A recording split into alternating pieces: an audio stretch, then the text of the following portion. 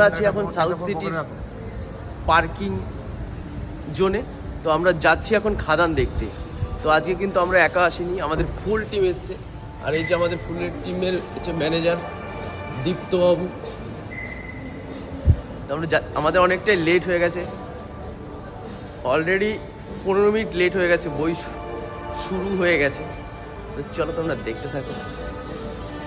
দেখো গেছে আমি হাসতে হাসতে চলে আসলাম ফ্লোরের মধ্যে, তারপরে এসে দেখি এখানে মিউজিক চলছে। তো আমি আমার ভয়েসটা বন্ধ করতে বাধ্য হলাম, কারণ এত খাটনি করার পরে যদি একটা কপিরাইট মেরে দেয় সেই দুঃখ থেকে আর বড় দুঃখ কিছু থাকে না। তাই আমি এখানে ভয়েস মারতে বাধ্য হচ্ছে। আর সামনে যেহেতু 25শে ডিসেম্বর, ফ্লোরটা খুব সুন্দর সাজিয়েছে।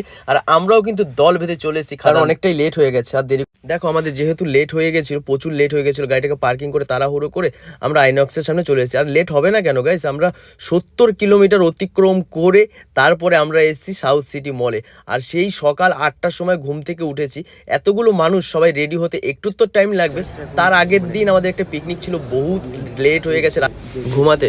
আর হচ্ছে দেখো সব থেকে বড় কথা হচ্ছে 4টের সময় ঘুমিয়েছি, 4টের সময় ঘুমিয়ে 7টার সময় কিন্তু আমরা ঘুম থেকে উঠে গেছি।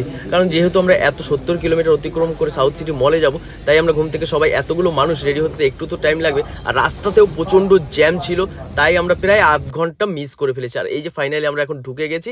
দেখো ঢুকে গিয়ে সব থেকে বড় প্রবলেমটা কি জানো তো, জাস্ট গাইস আমরা 2 মিনিট বইটা দেখলাম, তারপরে শোটা গেছে শেষ হয়ে, মানে বিরতি হাফ টাইম হয়েছে। আর এই যে পাশের মহিলারা না আমাদেরকে দেখে সবাই, দেখো হাসাটা তো স্বাভাবিক, 2 মিনিট বসলাম এসে, তারপরে দিয়ে দিয়েছে বিরতি, হাফ টাইম দিয়ে দিয়েছে।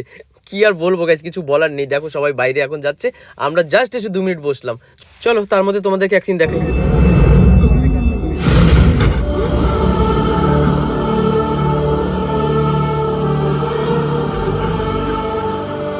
ব্যাপারটা কেমন হয়ে গেল না, জাস্ট আমরা ঢুকলাম আর ঢুকে বসতেও পারিনি, একটা পপকর্ন নিয়েছিলাম সেটাও শেষ করতে পারিনি, তার মধ্যে আমাদের বেরিয়ে যেতে হলো। অ্যাকচুয়ালি এদের সঙ্গে এসে না আমার নিজেও ফেড আপ হয়ে গেছে, কারণ এদের সাথে শুধু ছবি তুলতে তারপরে চলে এসেছি।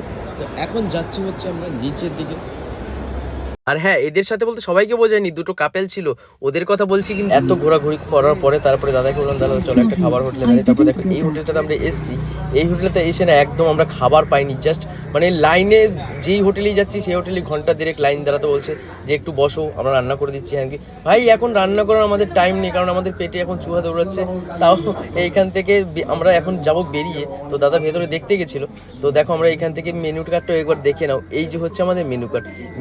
এইগুলো কি খাওয়ার এখন সময়? আমাদের দুপুরবেলা, আমরা বাঙালি বস, আমাদের খিদে পেয়েছে, ভাত খাবো। এখান থেকে বেরিয়ে চলে যাচ্ছি অন্য একটা রেস্টুরেন্টে। আশেপাশে কোনো রেস্টুরেন্ট আছে কিনা চলো দেখবো। ঠিক আছে, আমি আমাদের বাহনটাকে এখানে পার্কিং করে দিয়েছি। এই যে হচ্ছে আমাদের বাহন।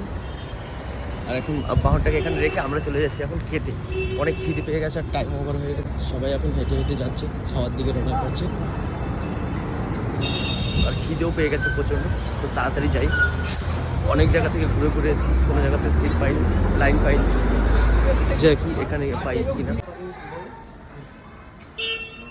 তো আমরা এখন চলে এসেছি খেতে, সবাই ঢুকছি আর কি। ঘুরে আসলাম, এখানেও এসেও মানে খাওয়ার জন্য ওয়েট করতে হচ্ছে। সবাই এখন ওয়েটিং করছে, খিদেতে পেট জ্বলে যাচ্ছে। তো ঘন্টা দেড়েক ওয়েট করার পরে ফাইনালি একটা সিট পেয়েছি। আর আমরা যেহেতু মেম্বার ছিলাম 7 থেকে 8 জন, তাই এদের দেখো আমরা সবাই নিচে বসে গেছি। তো আমাদের সিটে হয়নি, তাও আমাদের চেয়ার নিয়ে একটা অ্যাডজাস্ট করে বসেছি। আর এদেরকে আমরা এইদিকে দিয়ে দিয়েছি সিংহাসনে, কারণ দেখো এরা যেহেতু কাপেল, তাই এদেরকে বললাম যে তোমরা উপরে বসে নাও। আর কথা বলতে বলতে এদিকে আমাদের ভাতে চলে এসেছে। তো ভাতে ছিল হচ্ছে আমাদের মেনুটা একটু চলো দেখাই। তো এই মেয়েগুলো খুব সুন্দর, এরাও দেখো এখানে আমাদের সার্ভ করে দিচ্ছে। এই যে সিংহাসনে কাপেল দুজন সিংহাসনে বসেছে। আর এই যে হচ্ছে আমাদের চিকেন ছিল। আর পুরো এটা মানে কি বলতো, ওই ব্রাহ্মণ যেরকম রান্না করে না সেই রকম, মানে আমার না কি বলবো, একটু রিচ না হলে আমার অতটা ভালো লাগে না। তো যাই হোক, খিদে পেয়েছে বস, এখন আর কেমন হয়েছে না হয়েছে ওগুলো তো পেট মারবে না এই কথা বললে। তো চলো খেয়ে নি, বেশি বকবক না করে। আর খাবার যেহেতু সামনে চলে এসেছে, বেশি বকবক আমার করতে ভালোও লাগছে। খুব একটা খারাপ ছিল না, ভালোই ছিল। তো আর খাওয়া দাওয়া শেষ হলো, এখন ঘড়ির কাঁটায় বাজে হচ্ছে 3:09। আর এখন আমরা লাঞ্চ করলাম। তো চলো আজকের মতো টাটা, বাই বাই।